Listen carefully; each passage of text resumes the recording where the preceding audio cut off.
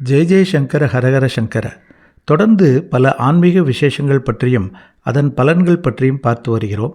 அந்த வரிசையில் முக்கியமான நிகழ்வு நாளை 14/2/2024 புதன்கிழமை வர உள்ளது. கற்றோருக்கு சென்ற இடமெல்லாம் சிறப்பு மற்றும் கலைகளில் சிறந்தவர்களுக்கு என்றும் வெற்றி எதிலும் வெற்றி என்று சொல்லலாம். அதுபோல கல்வி கலை என்று எடுத்துக்கொண்டால் வெறும் படிப்பு என்று மட்டும் பொருளல்ல, வாழ்க்கையை வசந்தமாக, அதாவது இன்பமாக மாற்றிக்கொள்வது எப்படி என்று தெரிந்து வைத்து இருக்க வேண்டும். வெறும் பணம் செல்வாக்கு மட்டுமே வாழ்க்கை இல்லை.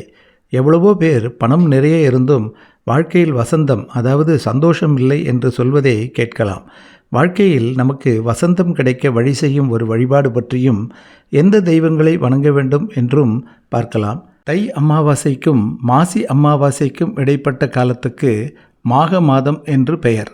அந்த மாக மாத வளர்பிறை பஞ்சமி நாளே வசந்த பஞ்சமி என்று கொண்டாடப்படுகிறது. பேரிலேயே வசந்தம் என்று உள்ளது. வசந்தம் என்றால் மகிழ்ச்சி, ஆனந்தம்.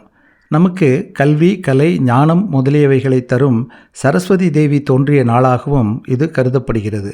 கண்ணனும் பலராமனும் சாந்தீபனியிடம் குருகுல வாசம் செய்ய தொடங்கிய நாள் வசந்த பஞ்சமி.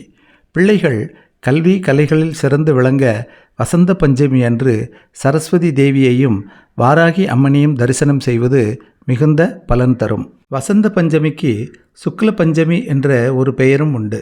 வசந்த பஞ்சமி நாளில் விரதம் இருந்து அம்பாளை தொழுதால் வாழ்வில் வசந்தம் வீசும் என்பதில் எள்ளளவும் ஐயமில்லை. வசந்த பஞ்சமி அன்று காலையில் விரதம் இருந்து வீட்டில் விளக்கேற்றி அபிராமி அந்தாதி லலிதா சகஸ்ரநாமம் பாராயணம் செய்யலாம். மகா பெரியவர் தம் பக்தர்களுக்கு சொல்லும் பரிகாரங்களில் மிகவும் முக்கியமாக சொல்வது அபிராமி அந்தாதி மற்றும் லலிதா சகஸ்ரநாம பாராயணம். இவை வாழ்வில் பல உன்னதங்களை நமக்கு பெற்றுத்தரும். பாராயணம் செய்த பிறகு பால் பாயசம், சர்க்கரை பொங்கல், கேசரி, இதில் எது முடியுமோ அதை பிரசாதமாக செய்து நைவேத்தியம் செய்து தேவியை உபாசிக்கலாம். அன்றைய தினம் அம்பாள் சன்னதிக்கு சென்று செவ்வரளி மலர்கள் சாற்றி வழிபடுங்கள். நெய் விளக்கு ஏற்றி எலுமிச்சை மாலை சாற்றி வழிபடுவது இன்னும் விசேஷம். முடிந்தவர்கள் தயிர் சாதம் செய்து அதை விநியோகம் செய்தால் அம்பாள் அதில் குளிர்ந்து போய் நம் வாழ்வில் வசந்தத்தை தருவாள். நம் வாழ்க்கையில் பல முன்னேற்றங்களை பெற அம்பாளின் அருள் நமக்கு அவசியம் தேவை. வாராகி வெற்றியின் உருவான தேவி. அவளுக்கு உரிய பஞ்சமி நாளில் வாராகியை மனமுருக வணங்கினால் எல்லாவித வெற்றியும் பெறலாம். எதிரிகள் இல்லாத நிம்மதியான வாழ்க்கை வாழலாம். வசந்த பஞ்சமியில் சரஸ்வதி தேவி மற்றும் வாராகி அம்மனை வழிபடுங்கள்.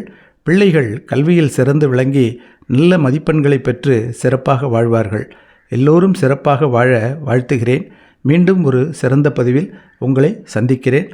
லைக் பண்ணுங்கள், ஷேர் பண்ணுங்கள் மற்றும் சப்ஸ்கிரைப் பண்ணுங்கள். ஜெய் ஜெய் சங்கர ஹரஹர சங்கர.